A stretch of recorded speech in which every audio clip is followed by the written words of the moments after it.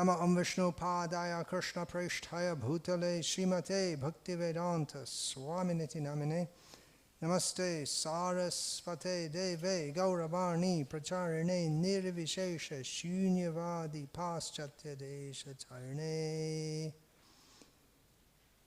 Vandeham Shri Guru Shri Ataf Padakamalam Shri Gurun Vaishnavangscha Shri Rupam Sagrajatam Sahagana Raghunatan Vitam Tam Sajivam Sadvaitam Savadhutam Parijana Sahitam Krishna Chaitanya Devam Shri Radha Krishna Padan Sahagana Lalita Shri Vishakhan Vitam.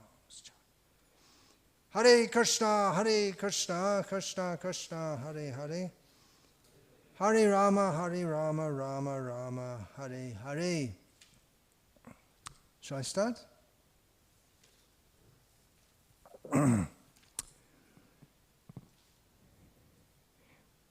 We, the members of the International Society for Krishna Consciousness, under the tutelage of His Divine Grace Srila A.C. Bhaktivedanta Swami Prabhupada, wish to present to the world that the teachings of Lord Krishna in Bhagavad Gita and the teachings of the avatar of Lord Krishna, Srila Vyasadeva, in Srimad Bhagavatam are the truth, the whole truth, and nothing but the truth.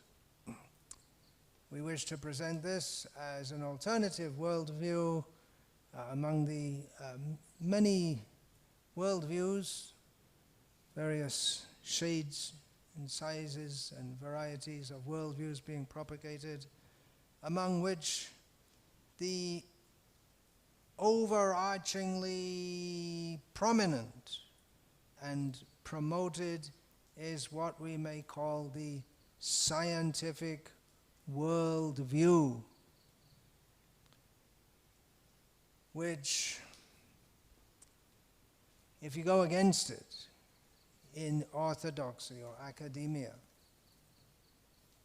or even in the mass media, well, you don't, that's the point, you don't. You get cut out. You're not allowed to, because science is truth, right? That's what you learn when you're sent off at a young age for your forced child abuse. We're all victims of child abuse because we all got bundled off to those indoctrination camps that they call schools. Jails come indoctrination camps, in which the most important, well, I don't know what they taught in your country, but in England we learn important things like 1066 is the year when England was invaded by William the Conqueror, and all kinds of things which are very useful in our lives. And the one thing we learn is that science is truth. If a scientist says it must be true. And we, members of the International Society for Krishna Consciousness, are, as I said, under the tutelage of His Divine Grace Srila A.C. Bhaktivedanta Swami Prabhupada, who talked quite a lot about science and scientists. He had some common terms which he used for scientists. One of the most common terms was fools, another was rascals. It's difficult to get the message across when we go up against what we can call the scientific worldview. But there is hope. There is hope, because despite the fact that what is called science has such a predominating position in the world, such that if you present something which is considered unscientific, it's just not allowed to propagate. One example I can give, he's dead now, it happens to all of us sooner or later. Fred Hoyle, was highly respected in the world of astronomy. In fact, he got knighted by the Queen and became Sir Fred Hoyle and was a member of the Royal Astronomical Society, and yeah, he was huge in astronomy, maybe the most respected figure in the world in astronomy. And one time he was gazing out through his telescope. Actually, they don't gaze out through telescopes anymore. They look at a computer screen like all of us do for pretty much everything we do.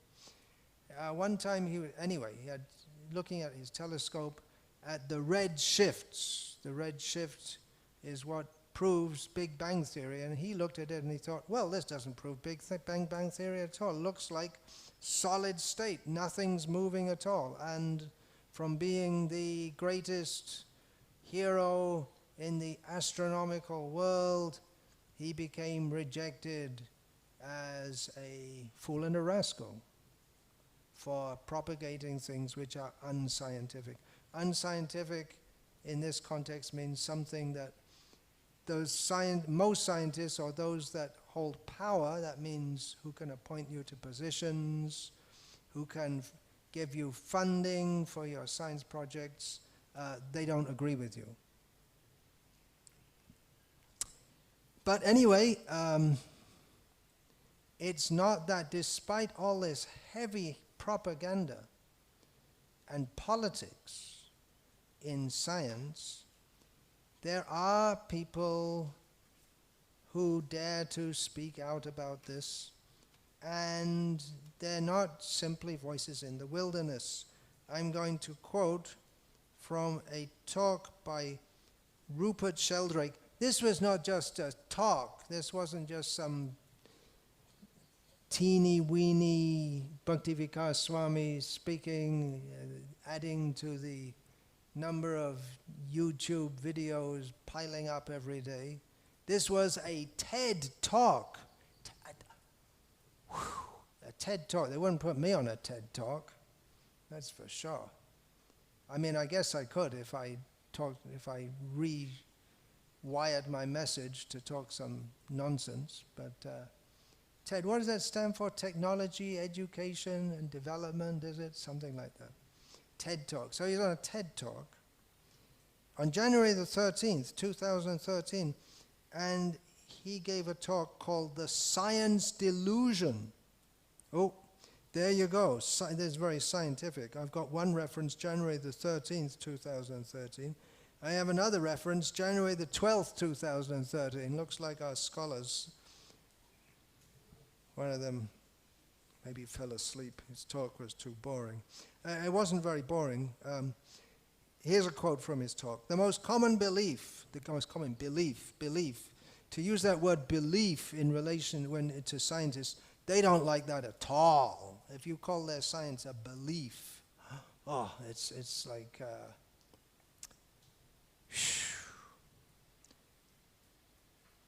anyway, a good analogy, a sufficiently comical analogy doesn't come to my mind at the present time, so I'll pass up on that joke, which didn't happen. The most common belief is that all the laws of nature were completely fixed at the moment of the Big Bang. For those of you who have never heard of the Big Bang, and all of you have heard, by the way, the term Big Bang was given by Fred Hoyle as a joke. He thought it was a joke, and it became, because it's such a silly idea. It's the general idea is that before the Big Bang, there was nothing. Mind you, I am a layman, so I might be getting some of the details wrong, but this is how I understand it. There was nothing. Absolute nothingness. Then there was an explosion. There was nothing to explode, but anyway, it exploded. And then, hey presto, throw in a few billion years, and here we all are at Cambridge University discussing it all. It's called a singularity. Singularity means something unexpected. It happened once, doesn't happen always, but it happened once. And the evidence is the red shifts, which I can't remember, I should have looked it up, but I didn't bother.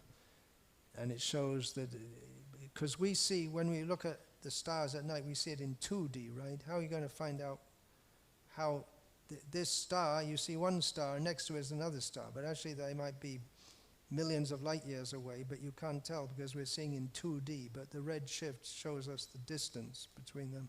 And that also shows, so it shows that by looking at the sky, you see that the planets, they're all moving out. So there must have been some initial thrust. The explosion, we're all part of an ongoing explosion. Anyway, the most common belief is that all the laws of nature were completely fixed at the moment of the Big Bang. Modern science is based on the principle, give us one free miracle and we'll explain the rest. The one free miracle is the appearance of all the matter and energy in the universe and all the laws that govern it from nothing in a single instant. Right? We have all the laws. We have all the constants and Hubble's constant and the entropy and this and all the laws of the universe, the laws of third. They just happen to come into existence, very scientifically, at the beginning of the universe. How, why, what, where, when, and don't ask questions like that.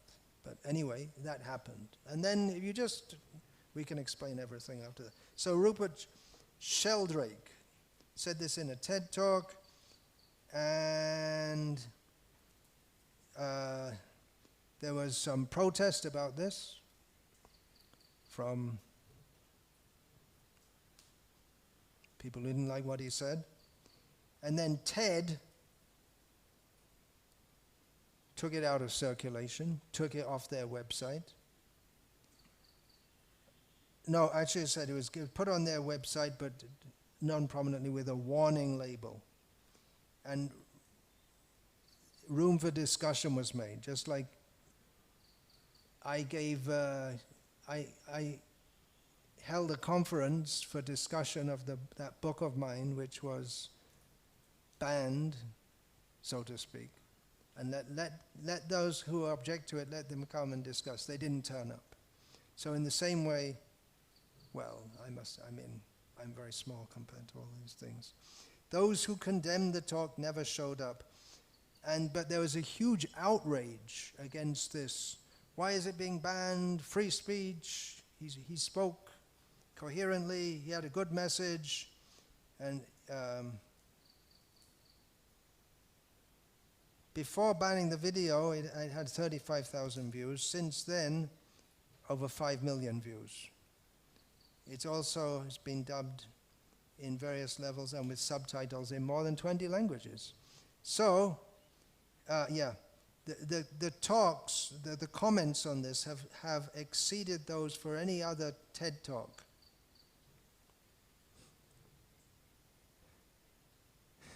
So, even though our propositions that we present might seem to be unscientific or anti-scientific, and some of our devotees say, well, we can't make any headway, but there are a lot of people out there who, despite the barrage of propaganda about science, are not convinced that it's actually true. That's good. Otherwise, if you go up against what we call the orthodoxy in academia and science, it's like their ears are blocked to us. They can't listen. As soon as you say religion, oh, okay, all right. Get in that corner. You don't belong here. We're talking about reality, right? They say science is fact, and religion is belief. And you can believe in it, but basically it's all rubbish. Richard Dawkins, The God Delusion. Notice the title, this Richard Sheldrake, he made his TED talk called The Science Delusion. It's another delusion. It's a fantasy. So they think that science is right. If you say science, it must be right. Right? When you go to school, it's the way they talk about science. This is fact. We're talking about facts. It's a scientific education. Science. This is science. And religion. There's very strong prejudice against religion and revelation, because we believe in revelation. Revelation means knowledge is given to us from a non-human source, a higher source, a transcendental source, a divine source, God.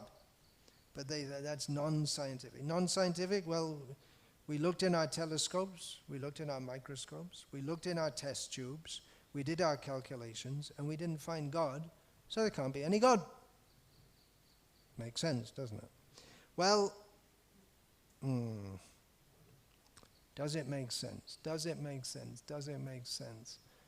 This is the materialistic worldview, secular humanist worldview, dating back to when? When? The father of modern science, so they say, Descartes. And then before him there was Galileo and Copernicus. And before that, laying the foundations for the materialistic worldview, is Protagoras. You've all heard of Protagoras. No, you haven't. Anyway, they say Protagoras said in ancient Greek, not in English. There wasn't any English language at the time. Can you believe it? That the people were such savages. They didn't speak English. But they did speak Greek. So, not modern Greek, ancient Greek. So ancient Greek, Protagoras, he said, man is the measure of all things. Actually, he's not the founder of this secular, humanistic, secularistic worldview. It's going on since time immemorial, as Lord Krishna states in Bhagavad Gita, that pravriting cha nivriting cha janana vidurasura asatyam apratishtam te jagadahuraniswaram aparaspara sambhutam kimanyat kama haitukam. Persons of demoniac disposition, asuras, they say that there's no ultimate reality, there's no ultimate truth, there's no God in control of this universe. It's going on, but there's no controller. And aparaspara sambhutam, everything comes, there's no intrinsic harmonizing principle in the universe. Just, it's all vague interactions. David Hume. Everything's just, nothing is ultimately related to anything else. They're just little bits of things here and there, and they vaguely interact. And well, maybe there was a cause. Maybe lust, sex. That's really the point of life. I'm paraphrasing here, but anyway, this is from Bhagavad Gita, which came, if we accept according to our tradition, not according to how our scientifically minded friends or enemies reshape history to fit their theories, then Bhagavad Gita was spoken before. Protagoras, man is the measure of all things. In other words, what we men understand, men here including women, because that's the way the English language used to be. Mankind, you have to say humankind. Man is the measure of all things. Actually, now it's woman is the measure of all things, right? Because man had it for so many centuries, and it's time for the women. But Protagoras was a man, so he was obviously a male chauvinistic pig, apart from being an ancient Greek philosopher. So Protagoras, that's Confucius, Protagoras said, that man is, in other words, what we can measure, touch, taste, smell, feel, measurement. Science is based on measurements, precise measurements. But if we go down to the subatomic level, my dear friends, what is meant by a precise measurement? Because everything's always moving. There is no such thing as a point. It's only a concept. For that matter, there's no such number. 2 plus 2 equals 4. You learn that at school, right? Even before you learn the word science. 2 plus 2. What does it mean, 2 plus 2 equals 4? Well, it's only a concept. It's something which you can apply to what we call reality. Bring 2 oranges and 2 oranges, and you have 4 oranges. Right? And then someone has to explain this. I can never understand. How do you get up to E equals mc squared? Energy equals mass times the speed of light squared. Now, how do you know the speed of light is always constant everywhere? It's not provable. And the speed of light, okay, you get, but it's not the speed. You can't multiply the speed of light by mass. You can't multiply Chitta Hari by Sri Ram, because then you can multiply numbers. You can't say energy equals. You can say the number which represents energy.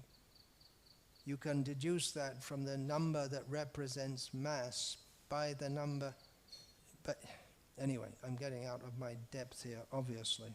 But anyway, 2 plus 2 equals 4. Okay, it's all about measuring, right? And when we measure everything, and we put everything in categories, and that's called science. And we do it when we're men, and we understand what is reality. And if we can't, it's something that we cannot ascertain, something that we cannot measure, can't be science. Well, that rules out Big Bang, doesn't it? Well, we can speculate about it. Does anyone want to replicate Big Bang in their laboratory? You just make a big vacuum, that's all, and just wait for some. Wait and wait and wait and wait. But you can't replicate the condition, because even if you make a vacuum the size of the Houston Astrodome or something like that, but it's still enclosed within fixed boundaries. It's nothing within something, so you can't replicate. Anyway,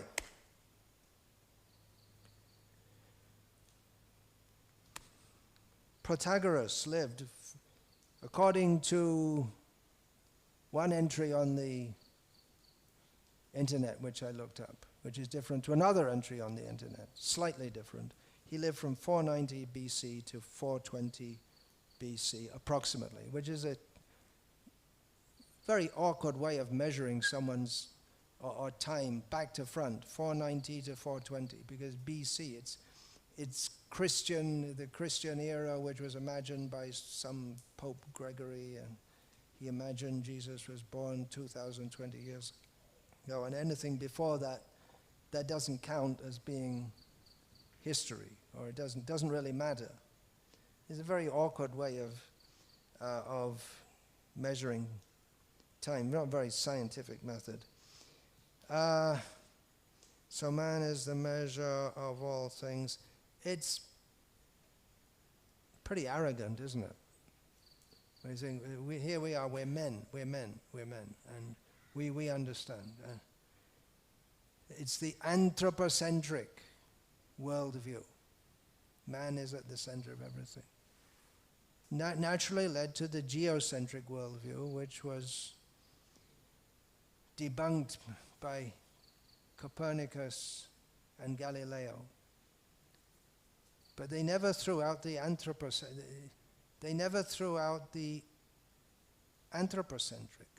worldview. If you think that, well, actually, if we look up at the stars at night,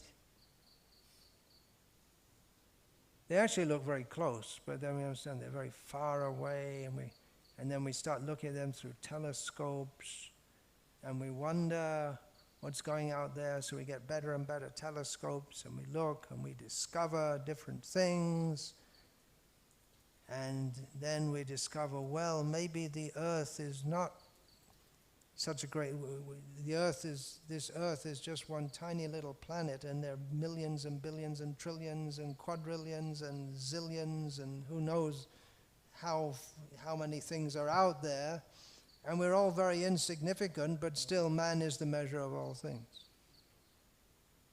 That's still the idea, that by science we will understand. It's like, I'll tell you a story about an ant called Christopher Columbus. He was nicknamed Christopher Columbus. He was sent out by Queen Ant.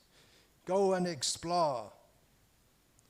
So he went out and explored, and he crawled all over my body and made a big exploration, went to the Galapagos Islands, came back down again, and went back to the Queen and said, well, I saw lots of forests, and there were some valleys and mountains. No sign of life anywhere. No sign of, so we look out at the universe, only humans, no sign of life. It's not within his ability to understand that this body is alive and real. He is as if in a different universe. Now, I learned at school, and this is all very scientific, that there's only life on Earth, because very, very rare, and there has to be so many conditions have to be fulfilled, the atmosphere and the chemicals and this and that, and you have to have lightning bolts, not sent by God or Zeus, but just from somewhere. And then it zaps the chemicals, and then they start to evolve into the chemicals. They all start bubbling in some primordial soup, and then they all... Excuse me.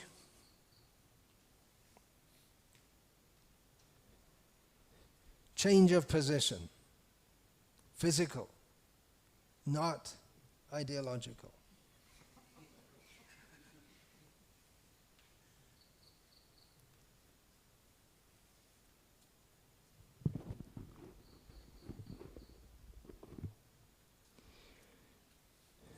So we learned at school and from TV programs which helped to educate us, the good old BBC. I was, after all, born in England and not in a backward country like Croatia, where they only recently started to speak English.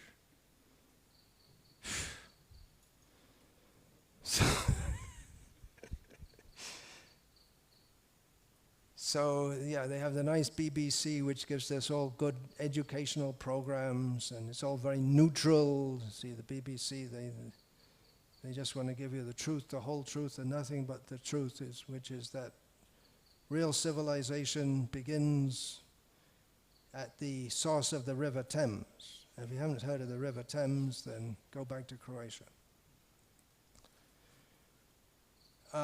So we have then we learn that there can only be life on Earth because there's so many conditions which have to be fulfilled. But now I don't know what happened. I have to ask some scientists if they'll give me the time of day to ask them. But now we hear there are so many planets in our galaxy which have life. If you find water, that means there must be life. But there are a hell of a lot more conditions, even according to their theories, than just having water.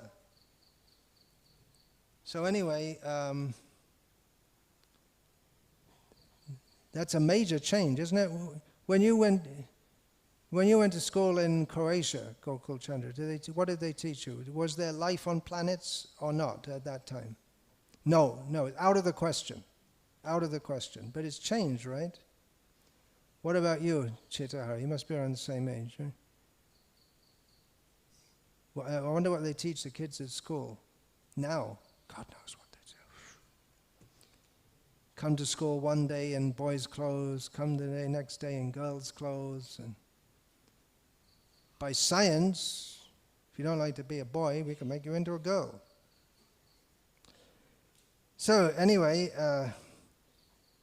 what we're up against is the scientific worldview that we can understand everything by our own efforts. But it's like the ant.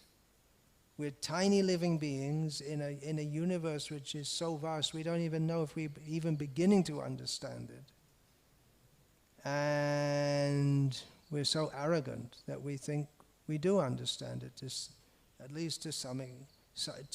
We understand it to the extent that we can rubbish and belittle anyone who doesn't agree with what we think is right. But a major problem with this is that what they think is right generally becomes wrong after some time. I've given this proposition a few times that, okay, let's just postulate that the world goes on in pretty much the same way it's been going on for the last few hundred years, say for the last 500 years, and scientific research continues. Okay, so if we come back in 1,000 years and they look back and they say the science of the year 2020, what do you think of that? They say, very primitive and backward, right? That's what they'd say. If we go back 500 years, what they call science, they're all very primitive and backward. So if we go forward in time 500 years, they'll say what we think is science now, very primitive and backward. That means it's very primitive and backward. That means that although we think we know, we don't know, because we can be pretty sure that their science will change as it continues to change. Scientists do die after all. That's how new scientific theories get accepted. The old scientists die.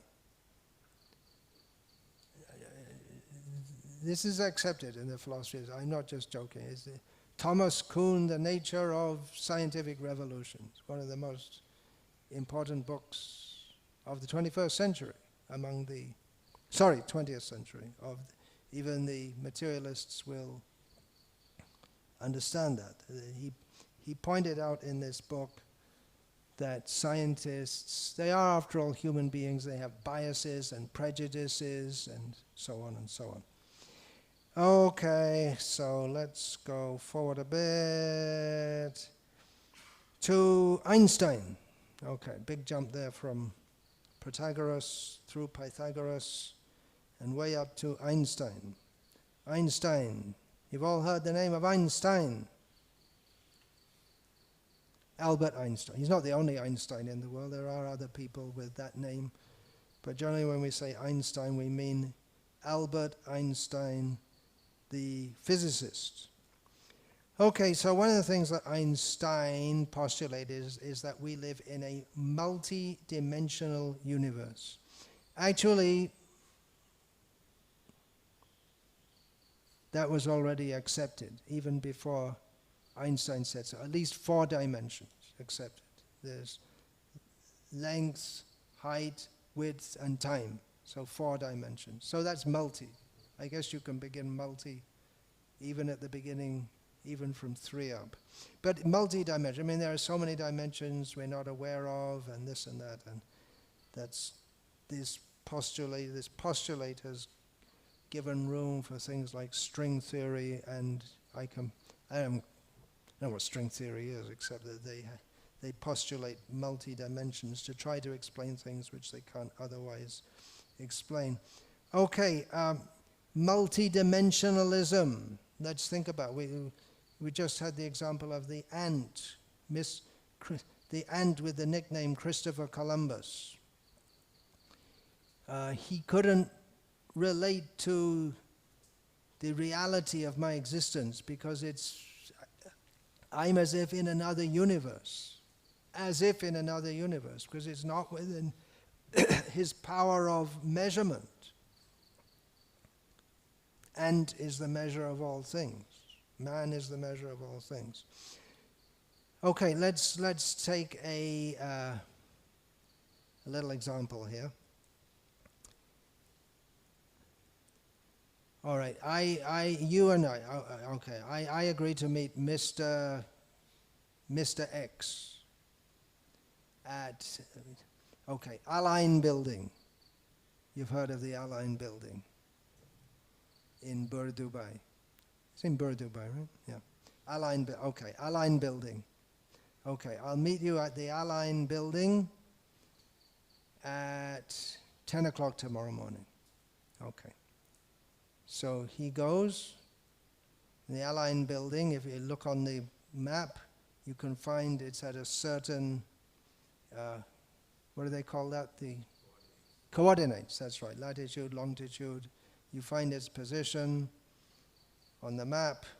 So coordinates, that's longitude, coordinates means longitude, latitude. So that's 2 dimensions, right?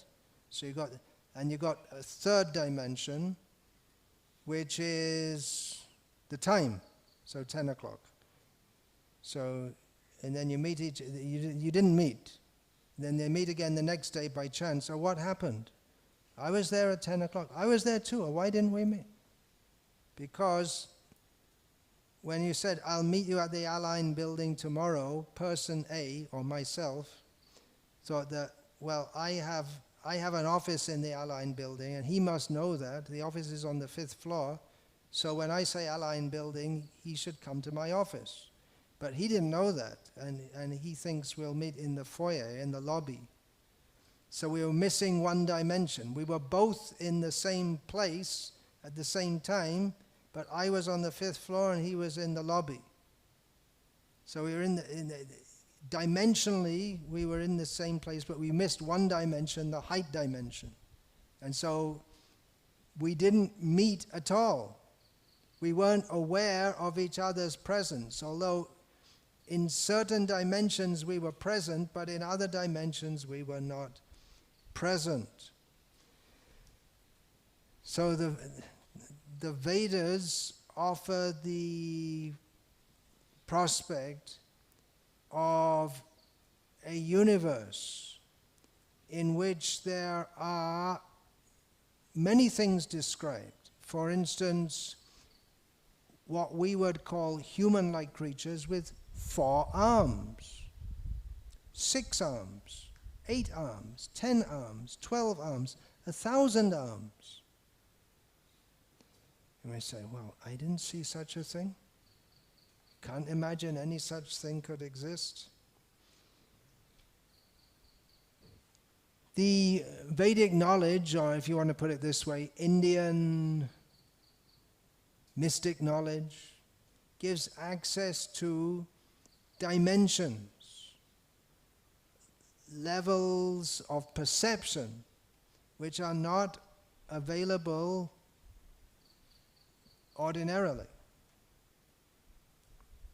You may say, oh, well, why should we believe? The yogis, they can go into mystic trance and go within, they say there's the Hridaya Akash, the sky in the heart, and the yogis enter that and they see Vishnu, and they can see different worlds, they can read people's minds, and so many things like that. Why should we believe? Our scientists will say, so-called scientists. Actually, this is very much coming from the West, because even more than 50 years ago in Russia, they didn't have the same prejudices because their scientific culture grew up differently. So they were openly studying ESP, extrasensory perception, and things like this, and parapsychology. They don't have a hang-up about that, but in the Western world they have a hang-up, and the Western world triumphed in the Cold War. So, but even scientists, hardcore scientists, the kind of scientists who would object to Rupert Sheldrake's cogently presented lecture, which didn't agree with their worldview, they all agree that there are aspects of reality which ordinarily we can't, you and me, and even the scientist himself, there are aspects of reality all around us which we are not aware of, and only by some very special training can you begin to access them and understand them. For instance,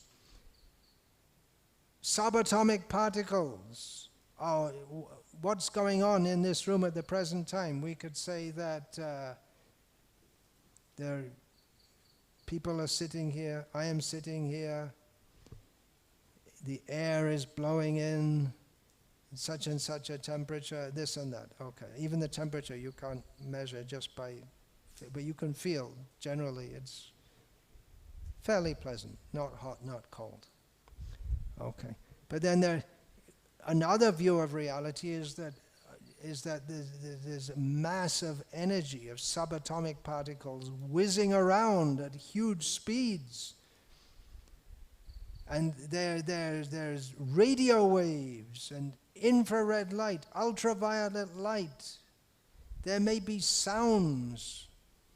There may be sound waves which we're not aware of, which a dog could hear, because the dogs can hear at a much higher pitch than humans, which we can't hear at all.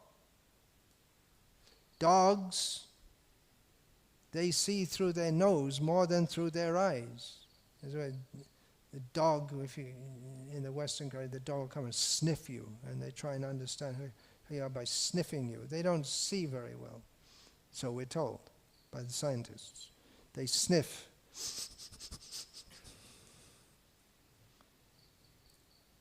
So there are all kinds of aspects of reality around us which we are not aware of, but if we're trained, we can become aware of them. So this is our Vedic proposition, that there are levels of reality which you cannot access simply by the scientific method.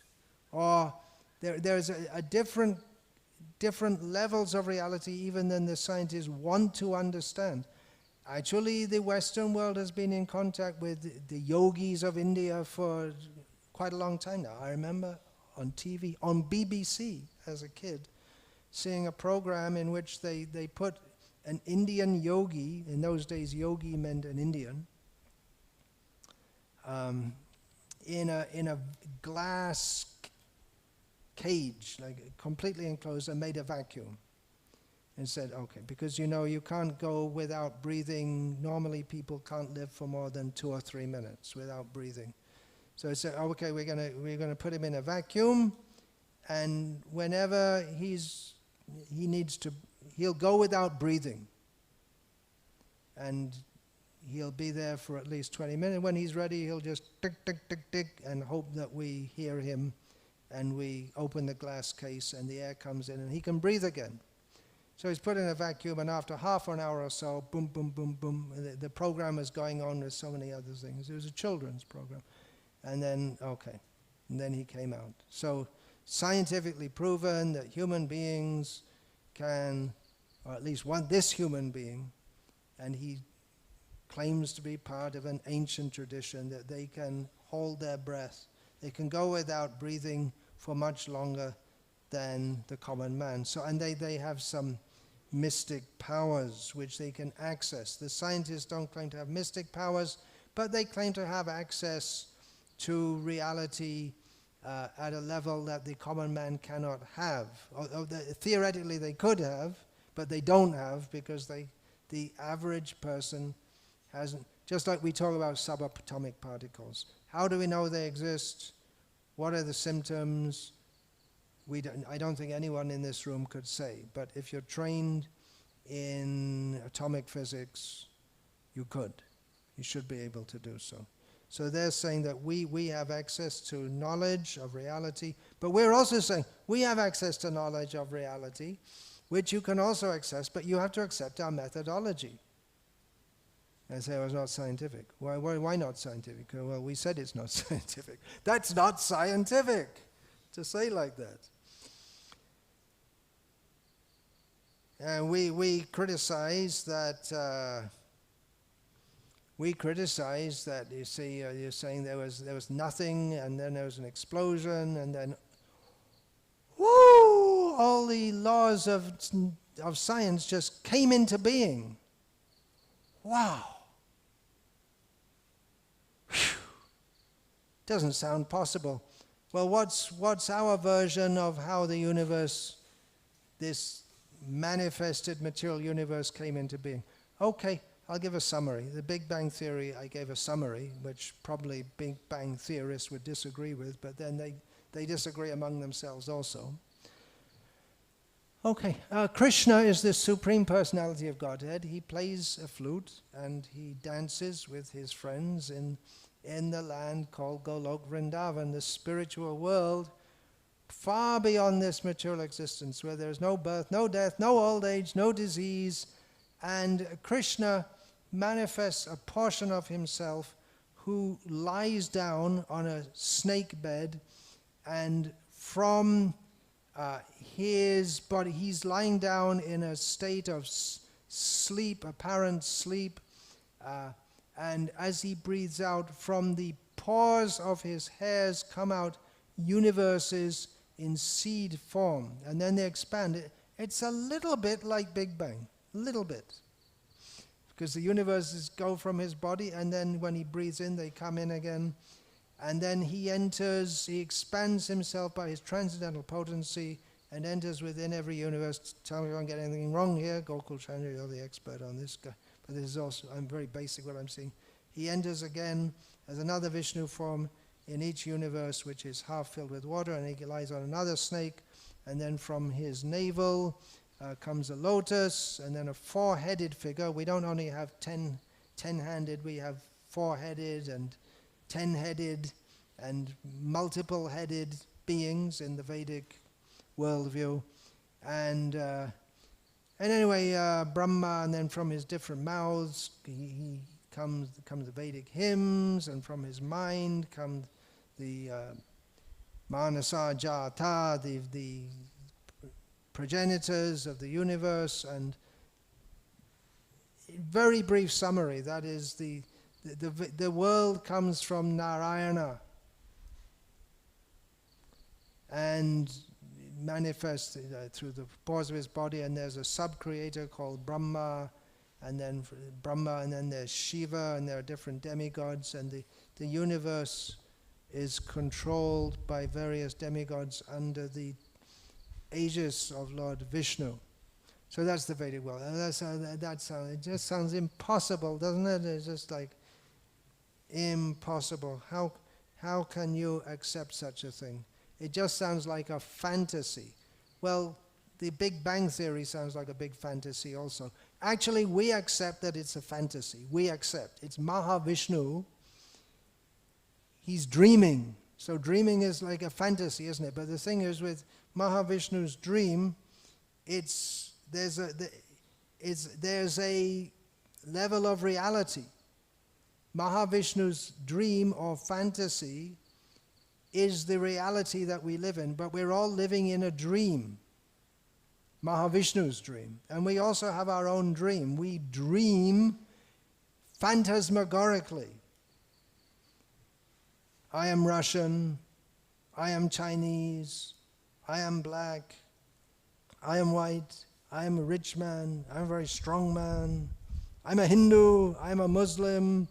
This is all just a dream, because in the sense it's a fantasy, because we have one body and we die again. And then we get another body. And then right now I'm thinking, I am an Englishman, I am almost 64 years old, this body is me, but it's not, it's true in one sense, but it's not true in another sense. It's like a dream. When you're in a dream, you think that the dream state is real, but it's not, because it's temporary. And that's the same thing. We got this body and it's temporary. So it's a dream, it's a fantasy. So we accept that the Vedic worldview is that this world that we live in, it's a fantasy. But we say that the idea there's a Big Bang, there's no controller, that's a fantasy. So choose your fantasy. We have fantasy which is the fantasy of God, or the fantasy which is the fantasy of a man who's the man is the measure of all things. Here's a scientific fantasy. Now, Richard Dawkins, the God delusion man, and the blind watchmaker man, and all these, he's very busy trying to prove that there's no God. he talks of the God of the gaps, that when you can't explain something, you say, well, it must be God. And then science, it fills in the gap. And then they find out, and then they don't say it's God anymore. They say, well, there's a scientific explanation. But the thing is, you're never going to know everything. There are going to be always so many things unexplained. But the scientists, they do the same thing. Among the scientific laws which they say are necessary to understand the world as we understand it through science, the laws of gravitation. And how are the planets all moving? Well, according to the Vedic fantasy, or the Vedic lore, L-O-R-E, or the Krishna's law, L-A-W, they're all the planets are going on under the direction of Govinda, Krishna. All the planets move under his direction. But according to the so-called scientific fantasy, there are various forces at work. Gravitational force is necessary to explain how the planets which are all moving, just like they say, the Earth is going around the sun. Well, why does it go around the sun? Why did it just float off? Have the Earth Liberation Movement. I'm fed up of being dependent on the sun. Let's have a divorce. But they're held by gravity. But there's just enough gravity so the Earth doesn't get pulled into the sun. So the law of gravity is essential for understanding. But there's a problem, because there should, to make the law of gravity work according to their calculations, you need a lot more mass in the universe than is observed. 84%, there should be a hell of a lot more. 84% of it, we can't observe it. So, we have to do something scientific. What we'll do is, we'll invent it. Okay. There must be that mass in the universe, otherwise our theory doesn't work, right? So it's called dark mass, or invisible matter, dark matter. Because if you didn't have that, the universe, either everything would just spin off, or everything would just, everything would go back to an original point, Big Bang in reverse. So, it's very it's a fantasy. It's something made up. It's just like dark matter, right? Dark matter. It must be there. So it's just like you can say somewhere, okay, I want to marry this girl. How much money have you got in your bank balance? Show me. It says 20 rupees. But actually, it's 20,000 crores. The only thing is, you can't see those extra zeros. It's actually there, but you can't see it.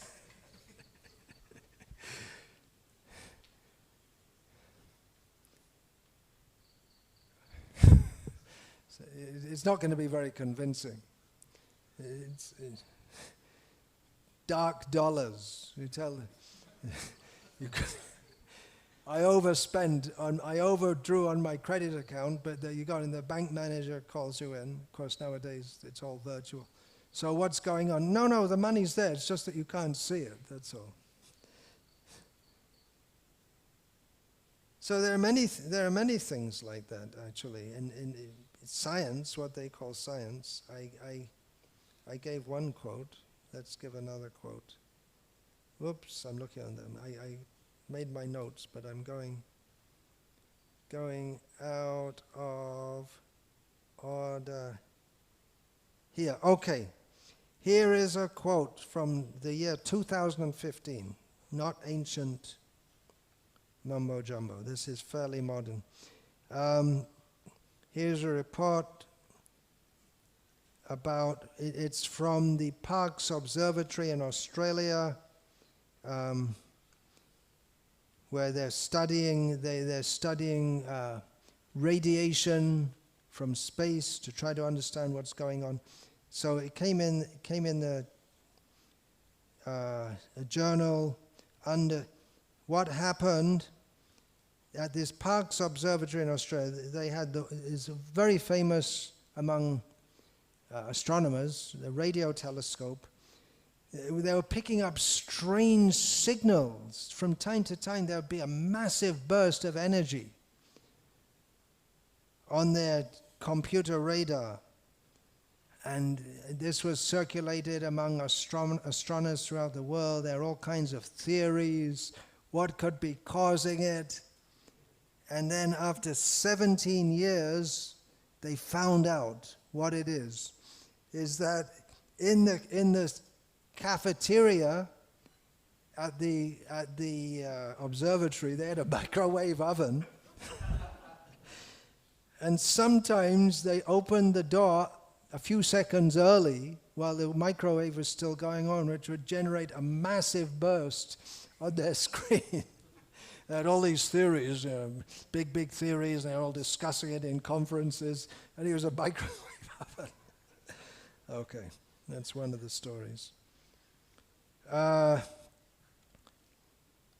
the cover of the highly prestigious magazine called The Scientific American, not the Scientific Indian, Scientific American, in May 2014. On the big heading, "A Crisis in Physics?" ? Then the subheading, "If supersymmetry does not pan out, scientists will need a new way to explain the universe." A new way to explain the universe. Well, from what you get at school, TV and the internet, it looks like they already